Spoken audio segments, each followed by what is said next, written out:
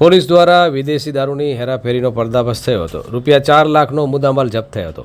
એક ઇકો કારમાં વિદેશી દારૂની હેરાફેરી કરતા 2 ઈસમ તથા એક કિન્નર અને એક મહિલા અલગ અલગ બ્રાન્ડની નાની બોટલો અને બિયરના ટીન મળી કુલ નંગ 450 જેની કિંમત ₹1,12,812 તથા ઇકો કાર કિંમત ₹2,50,000 તથા 4 મોબાઈલ ફોનની કિંમત ₹38,000 એમ મળીને કુલ 4,08,12ની મતાનો મુદ્દામાલ સાથે પકડી પાડી નોંધપાત્ર કેશ શોધી કાઢતી સુરત શહેર સચિન પોલીસ।